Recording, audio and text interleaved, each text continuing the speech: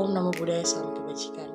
Perkenalkan, nama saya Priscilla Trikitas dengan NIM 2314201196. Saya dari Fakultas Keperawatan Universitas Pembangunan Indonesia Manado, kelas 4 semester 2. Tujuan saya membuat video ini yaitu untuk memenuhi ujian akhir semester dengan mata kuliah Pendidikan Promosi Kesehatan, dosen pengampu Nurse Fania Tampilan, Escape. Baik, kita masuk dalam materi yaitu tentang stenosis uretra. Definisi di sini definisi terbagi atas dua, yaitu yang pertama dari sumber NCD itself, yaitu urethral stricutress. Stenosis uretra adalah penyempitan uretra yang menyebabkan gejala obstruktif. Penyempitan ini biasanya disebabkan oleh cedera pada mukosa, uretra, dan jaringan di sekitarnya. Ini merupakan kondisi umum yang mengakibatkan banyak kunjungan ke kantor dokter, ke gawat daruratan, dan rawat inap. Stenosis uretra dapat terjadi pada kedua jenis kelamin, tetapi jarang terjadi pada wanita. Definisi kedua yaitu dari sumber Cleveland Clinic, yaitu posterior uretra. Stenosis uretra posterior adalah kondisi di mana bagian teratas uretra menyempit, mencegah urin keluar dari tubuh secara normal. Hal ini dapat terjadi setelah fraktur panggul atau setelah pengobatan kanker prostat atau BPH. Gejalanya termasuk kesulitan buang air kecil, infeksi saluran kemih, dan nyeri di perut. Pengobatannya meliputi dilatasi uretra atau operasi. Kemudian etiologi. Etiologi di sini terbagi atas 4, yaitu pertama cedera. Termasuk cedera fisik pada uretra yang dapat terjadi akibat trauma, prosedur medis, atau kecelakaan. Kedua, infeksi. Infeksi pada uretra baik bakteri maupun virus juga dapat menjadi penyebab stenosis uretra. Yang ketiga, inflamasi. Proses inflamasi pada uretra dapat menyebabkan perkembangan jaringan parut yang kemudian menyebabkan penyempitan uretra. Keempat, efek samping prosedur medis. Beberapa prosedur medis pada saluran kemih atau organ sekitarnya juga dapat meningkatkan resiko stenosis uretra sebagai efek samping. Tanda dan gejala. Tanda dan gejala ada 5, yaitu yang pertama, aliran urin lemah atau lambat. Gejala paling umum dari stenosis uretra adalah aliran urin lemah atau lambat saat buang air kecil. Yang kedua, nyeri atau sensasi terbakar saat buang air kecil. Penderita stenosis uretra juga bisa merasakan nyeri atau sensasi terbakar saat buang air kecil. Yang ketiga, retensi urin. Kesulitan untuk sepenuhnya mengosongkan kandung kemih yang dapat menyebabkan retensi urin. Yang keempat yaitu infeksi saluran kemih atau ISK. Stenosis uretra meningkatkan risiko infeksi saluran kemih atau ISK yang dapat menyebabkan gejala seperti nyeri saat buang air kecil, frekuensi buang air kecil sangat yang meningkat, dan perasaan perlu buang air kecil terus-menerus. Yang kelima, nyeri abdomen. Kadang-kadang stenosis uretra juga dapat menyebabkan rasa sakit atau ketidaknyamanan di daerah abdomen. Kemudian ada komplikasi. Komplikasi di sini terbagi atas 5, yaitu yang pertama, retensi urin. Penyempitan urin dapat menyebabkan kesulitan buang air kecil sepenuhnya yang dapat mengakibatkan retensi urin atau terhambatnya aliran urin dari kandung kemih. Yang kedua, infeksi saluran kemih atau ISK. Stenosis uretra dapat meningkatkan resiko infeksi saluran kemih karena urin yang tertahan di kandung kemih dapat menjadi tempat perkembangbiakan bagi bakteri. Ketiga, pembesaran kandung kemih.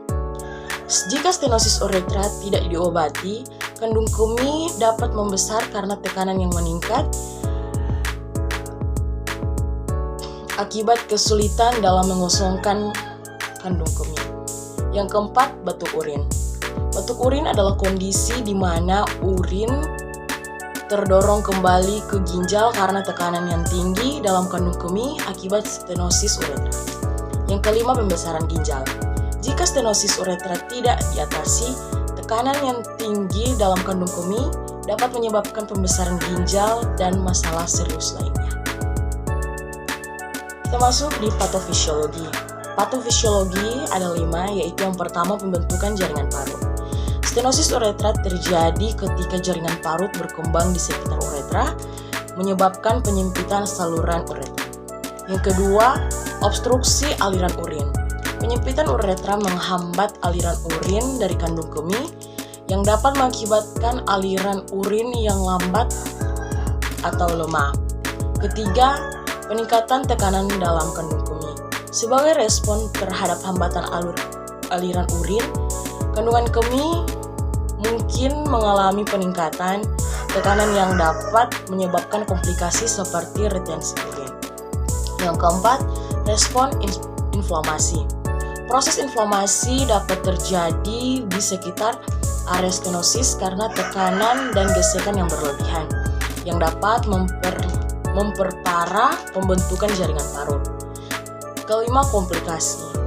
Jika tidak diobati, stenosis uretra dapat menyebabkan komplikasi seperti infeksi saluran kemih, retensi urin, batuk urin, dan bahkan pembesaran ginjal. Kita masuk di pemeriksaan penunjang. Yang pertama ada uroflowmetry, yaitu uroflowmetry adalah tes yang digunakan untuk mengukur seberapa cepat urin dikeluarkan dari kandung kemih. Tes ini dapat membantu menilai seberapa baik aliran urin pasien dan apakah ada hambatan yang disebabkan oleh stenosis uretra. Yang kedua, ureteroskopi.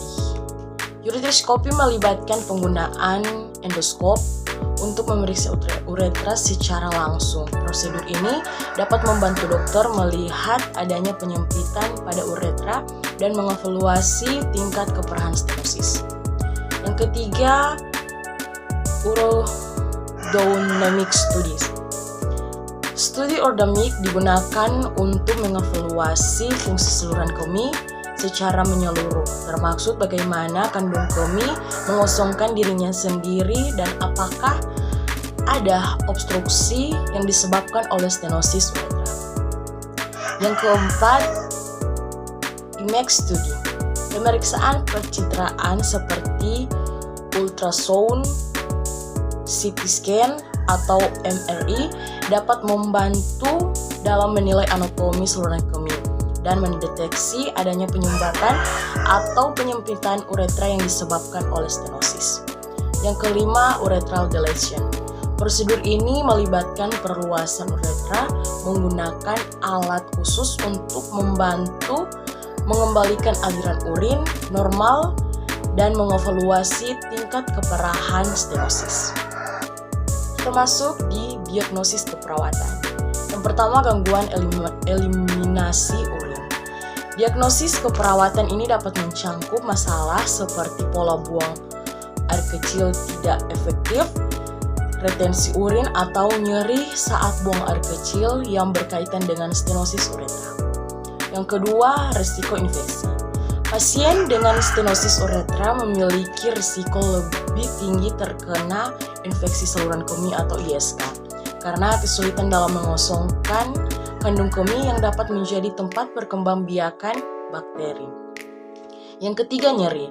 Pasien dengan stenosis uretra dapat mengalami nyeri atau ketidaknyamanan terutama saat buang air kecil yang perlu dipantau dan diatasi. Yang keempat, yaitu ketidaknyamanan abdomen. Kondisi stenosis uretra juga dapat menyebabkan ketidaknyamanan atau nyeri di daerah abdomen yang perlu dikelola.